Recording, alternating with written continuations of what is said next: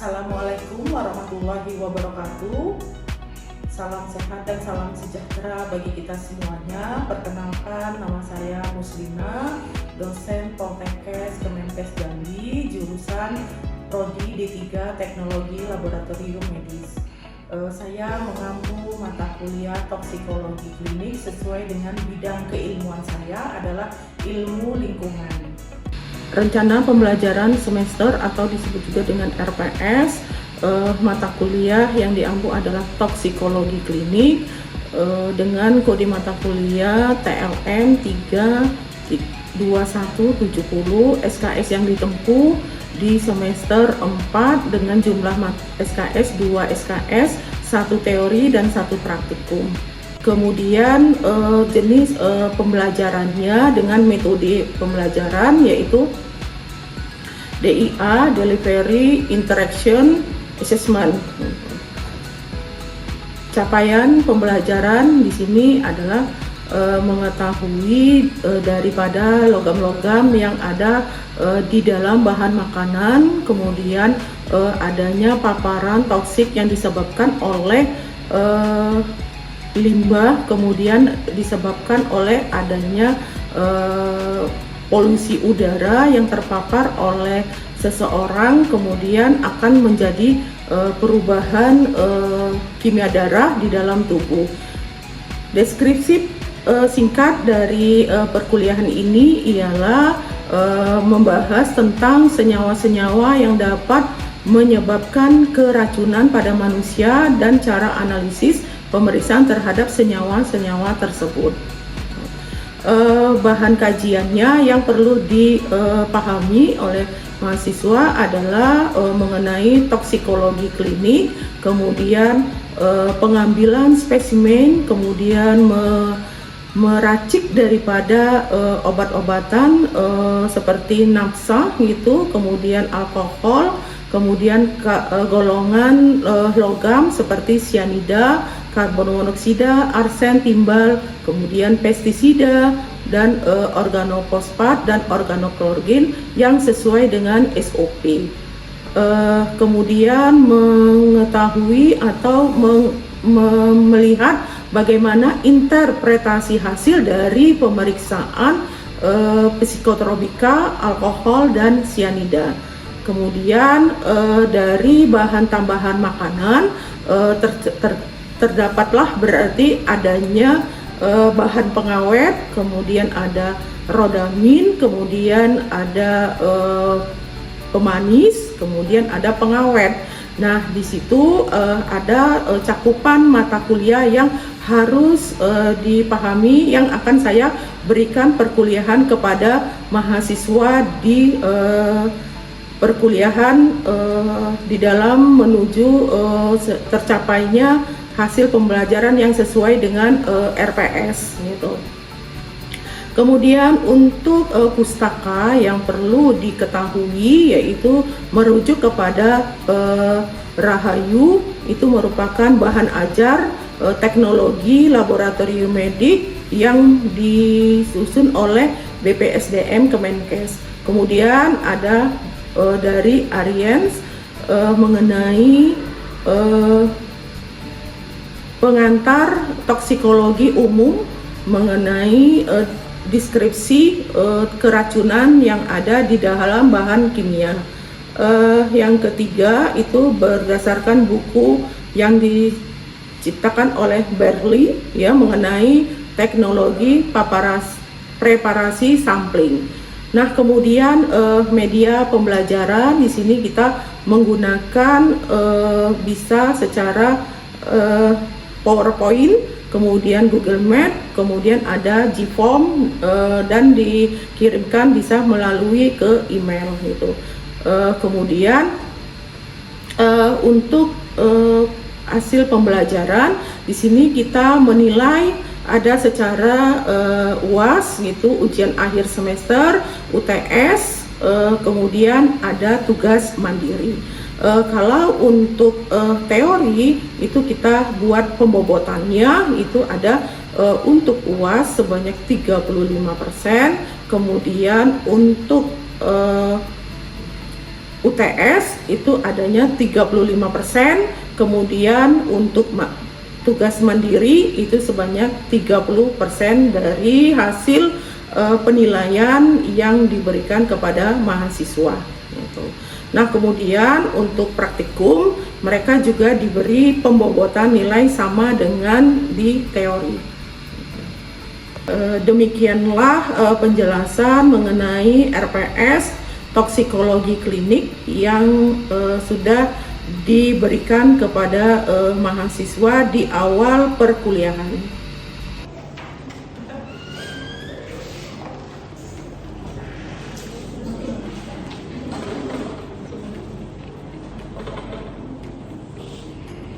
Assalamualaikum warahmatullahi wabarakatuh. Waalaikumsalam warahmatullahi wabarakatuh. Selamat pagi mahasiswa semuanya. Apa kabar hari ini? Baik, Bu. Oke. Dalam keadaan sehat semua ya? Alhamdulillah.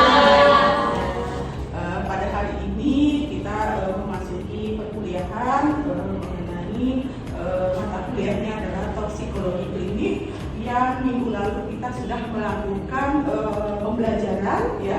Pada hari ini Ibu mengulang kembali atau mereview berarti apa pembelajaran yang minggu lalu kita sudah laksanakan gitu. Maksudnya dalam sudah kita lakukan pembelajaran. Jadi minggu lalu itu materinya kemarin kita membahas mengenai identifikasi dari alkohol, karena alkohol ini merupakan dia termasuk bahan makanan yang ada di dalam zat atau di dalam tubuh sehingga dapat menyebabkan toksik, itu ada keracunan dari di dalam tubuh. Nah, jadi identifikasinya yang kita lakukan berarti itu dengan melakukan tes warna gitu ya. Nah, jadi tes warna ini berarti kita mengetahui adanya reaksi antara zat yang akan kita teliti, yang kita reaksikan dengan bahan kimia berarti gitu ya. Nah, jadi ketemulah kalau seperti itu metodenya apa yang sudah Ibu terangkan minggu lalu gitu. Metode untuk melakukan identifikasi alkohol itu ada yang tahu kira-kira gitu? Pasti ada mahasiswanya dia secara ada analisanya secara kualitatif, ada secara kuantitatif gitu. Kalau kita melihat adanya warna dari zat tersebut, termasuk itu metodenya apa? Analisanya apa? Ayo, siapa yang tahu berarti? Itu yang tadi Ibu sudah sebutkan, kira-kira ada clue-nya berarti. Itu ada analisa kualitatif dan analisa kuantitatif. Itu, ayo. Ada siapa yang bertanya nanti ini gitu. Perkenalkan, nama saya Alia Aliani. Ya. Di sini saya akan menjawab apa identifikasi alkohol dengan tes warna. Yang pertama itu alasannya mudah dilakukan. Kemudian penggunaan reagennya minimal, habis itu murah dan memberikan hasil yang bisa dilihat dengan mata telanjang atau tidak memerlukan alat khusus atau bantuan lainnya. Oke, beri tepuk tangan dulu. Nah, kemudian kalau itu merupakan dia alasannya kita menggunakan metode untuk analisa kualitatif berarti gitu. Karena apa? Dari segi reagensianya sedikit karena menggunakan tetesannya, tidak menggunakan dengan volume yang besar berarti gitu ya. Nah, kemudian juga dari segi peralatannya gitu ya. Dari segi peralatan kita menggunakan pakai tabung reaksi saja berarti gitu ya. Dengan melakukan penetesan gitu maka akan terjadi perubahan warna. Menggunakan reagensianya juga berarti sedikit juga berarti gitu ya. Nah, dibedakan dengan analisanya adalah kuantitatif gitu. Oke, benar ya tadi jawabannya ya kita. Kemudian untuk kira-kira kalau di dalam alkohol gitu dia ada peraturannya berarti gitu ya. Peraturannya itu ada bisa dari peraturan Permenkes gitu, Badan POM berarti ya. Nah, kalau dilihat berarti alkohol itu berarti dia tidak boleh itu di dalam bahan makanan, tetapi kalau menurut peraturan itu ada batasannya tertentu, berarti batasannya ya itu ada dia kalau menurut Badan POM ada identifikasi golongan alkoholnya, ada golongan A, ada golongan B, ada golongan C dan golongan D. Itu terkait dari kadar yang ada di dalam klasifikasi penggolongan tersebut gitu ya. Baik, Ibu sudah mereview pembelajaran minggu yang lalu mengenai identifikasi alkohol ya, sudah memahami, kemudian tugas-tugas berarti kan sudah Ibu kasih sama mahasiswa semuanya, sudah Ibu koreksi, sudah Ibu beri nilai, berarti semuanya mendapatkan nilai yang baik gitu ya. Itu dari segi penugasan gitu, tugas mandiri. Nah, kemudian kita hari ini lanjut dengan pembelajaran dengan materinya itu adalah bahan tambahan pangan gitu ya. Nah, sebelum memulai gitu pembelajaran kita hari ini, kira-kira ada nggak yang mengetahui gitu apa dari BTP itu, bahan tambahan pangan gitu? Oke, silakan Nak. Jadi bahan tambahan pangan itu atau BTP itu adalah bahan yang biasanya tidak dipakai untuk makanan dan bukan sebagai komponen khas makanan, mempunyai atau tidak nilai gizi, sengaja dimasukkan ke dalam makanan untuk maksud teknologi pada pembuatan, pengolahan, persiapan, perlakuan, penyiapan, pengemasan dan penyimpanan. Itu dari BTP. Baik, sekali kita beri aplaus dulu. Oke, gitu ya. Nah, sekarang gitu kita lihat berarti di sini ada peraturan, berarti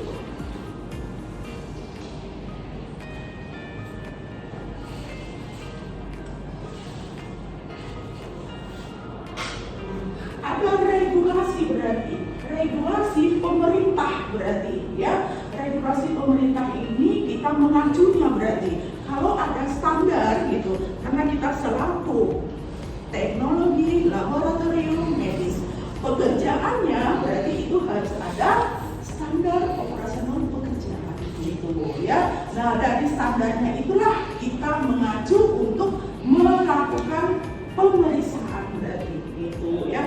Pemeriksaannya di dalam laboratorium itu ada berdasarkan ada apa satu? Ayo, Analitik, pasca analitik. Oke ya. Nah, itu sudah kamu kerjakan juga nanti di dalam laboratorium gitu ya. Nah, kemudian mengacu, kemudian kita ada standarnya berarti, SOP-nya berarti gitu ya. Nah, ada apa berarti? Standar nasional Indonesia gitu. Apa paparan yang ada formalin di dalam bahan makanan dari segi rendah maupun yang menyebabkan kualitas dengan kadar yang meningkat gitu ya. Ada yang tahu? Ya, ya silakan. Perkenalkan, nama saya Vidya, izin menjawab.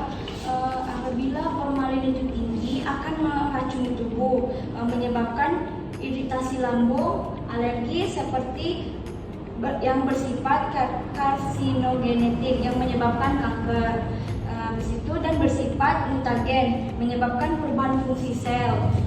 Dalam kadar yang sangat tinggi dapat menyebabkan kegagalan peredaran darah yang bermuara kematian. Ya, kita beri semangat dulu.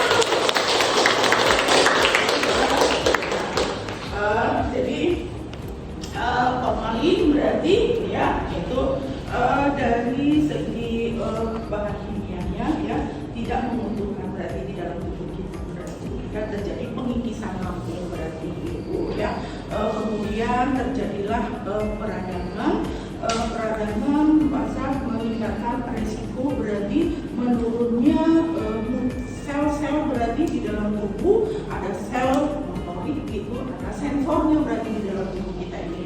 Apabila terkena sensor dengan adanya ikatan formalin, maka akan terjadi penurunan sel saraf itu ya. Nah, itu tadi untuk risiko dari paparan formalin yang masuk ke dalam tubuh berarti ya.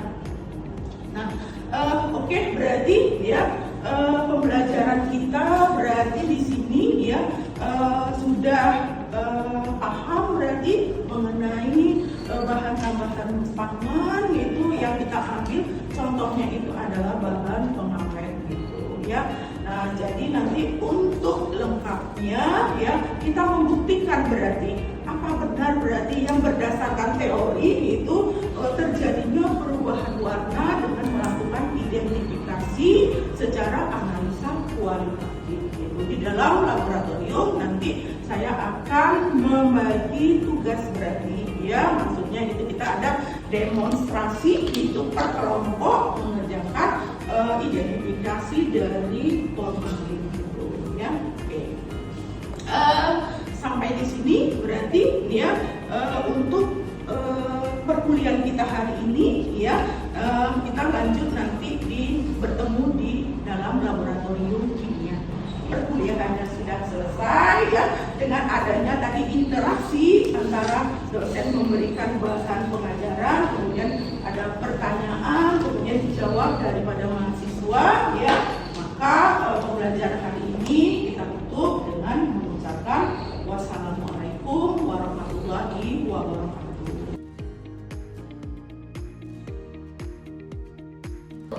Selamat siang. Sekarang kita bertemu lagi di dalam laboratorium kimia ya. Di sini ada mencakup laboratorium toksikologi klinik juga, kemudian ada kimia dasar ya. Nah, kemudian di sini kita tadi sudah ada teorinya mengenai pembahasan formalin itu sebagai bahan pengawet. Kita akan langsung uji coba berarti secara screeningnya berarti ya, dengan ada beberapa sampel yang sudah disiapkan. Ini adalah mie basah yang berwarnanya kuning itu ya. Kemudian ada bakso ya. Nah, kemudian ada tahu berarti ya itu. Kemudian ini ada peralatan yang digunakan. Ini adalah beker gelas, kemudian ada pipet, kemudian kemudian ada yang warna putih. Nah, tempatnya apa ini namanya? Oke, kemudian ini ada lubang. Fungsinya apa? Menghaluskan ya. Oke. Yang terakhir alatnya ini apa? Oke, baik. Kemudian nanti ada reagensianya ya. Pertama ini ada reagensianya itu adalah kalium permanganat. Kemudian ini ada aquades. Kemudian ini ada reagen formalin gitu ya. Berarti berbeda-beda fungsinya ini berarti ya. Ini dia sebagai pembandingnya yang sampel bersifat positif sebagai pembanding dan sampel. Kemudian ini aquadesnya juga sebagai pelaku gitu ya. Oke, kemudian pertama langkahnya itu kita menghaluskan dulu sampelnya ya. Setelah dihaluskan kemudian baru kita timbang dengan seberat 5 gram gitu.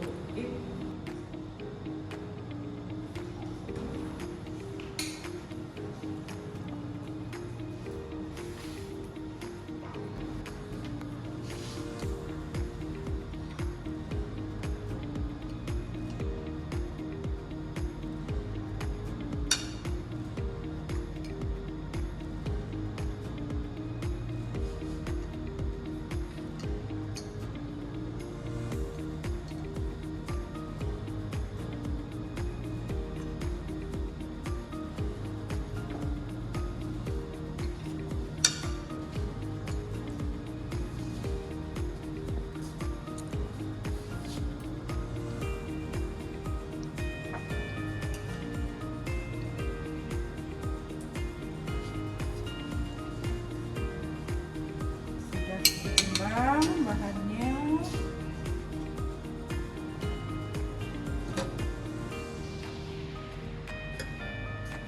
kemudian langsung digerus ya. Oke.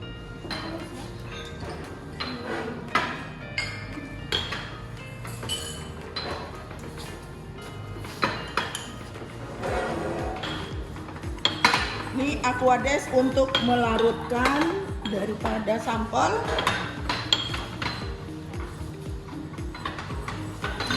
Oke, sudah larut, sudah halus ya, udah kita masukkan Aquades. Ukur Aquadesnya sebanyak 20 ml.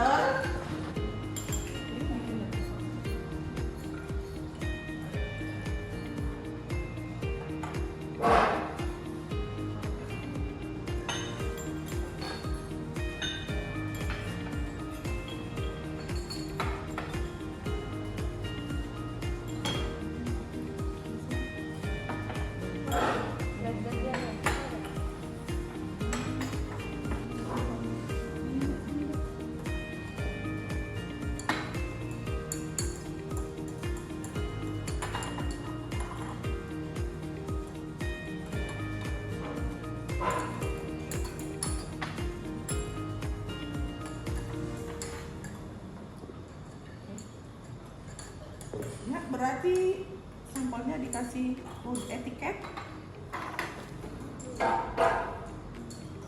Langsung disaring aja.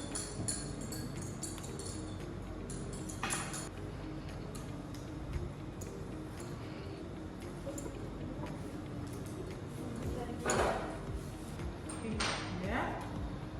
Berarti sampelnya ini sudah jadi. Ini adalah sampel tahu. Ini adalah sampel mie. Kemudian ini bakso, ya. Kemudian masing-masing sampel ini kita masukkan ke dalam tabung reaksi, ya. Ambil tabung reaksinya satu.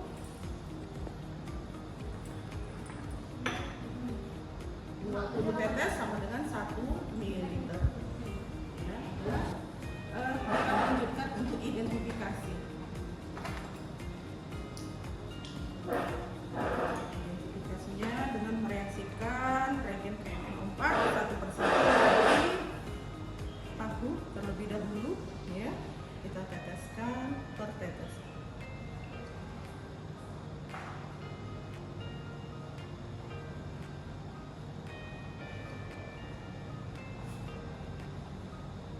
Hampir 1 ml, ya.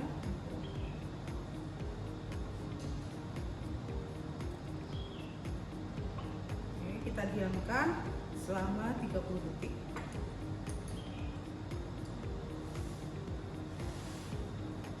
Kita amati mana yang positif, mana yang negatif, ya. Kita buat perbandingannya. Berarti ini adalah Aquadesnya, ya, karena di dalam Aquades kan tidak ada mengandung formalin dari rumus kimianya, ada karbon, ada hidrogen, ada oksigennya, gitu, ya. Nah, di sini adalah CH2OH, berarti untuk formalinnya. Kita bandingkan satu persatu, gitu. Ini tahu kita bandingkan dengan Aquades, ya. Kemudian ada formalin. Formalin ini dia sebagai blanko positif. Aquades sebagai blanko negatif. Kita amati, ya. Nah, interpretasi hasil berarti terjadinya perubahan warna yang akan dioksidasi dari larutan KMNO4 dengan formalin, gitu, ya. Nah, inilah terjadi perubahan warna. Yang ini adalah negatif, ini sampel, ini blanko positif, gitu, ya. Apa hasilnya berarti? Oh, terjadi perubahan warna. Berarti di dalam tahu mengandung formalin. Tahu sudah dapat hasilnya. Kemudian untuk mie, ya. Berarti mie-nya negatif. Itu, ya, tidak mengandung formalin, gitu, ya.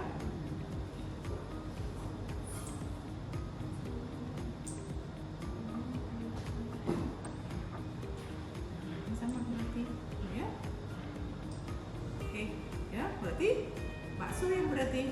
Nah, berarti hasilnya Negatif. paham kira-kira? Paham.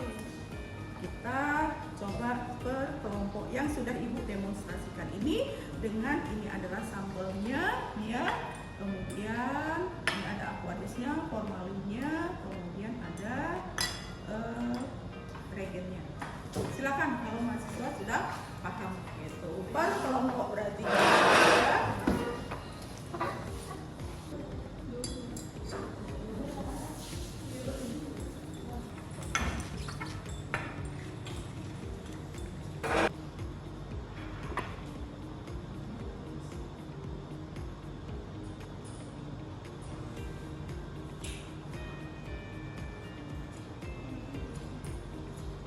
Enggak.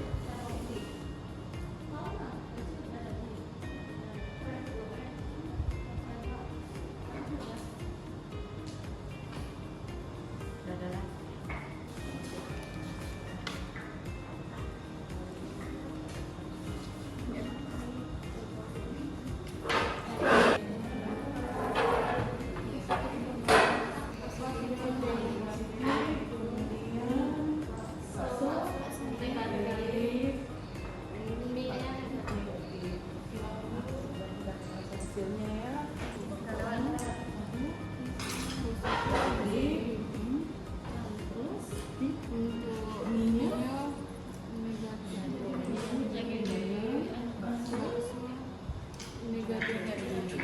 Sudah paham ya? Sudah Bu. Ini ya.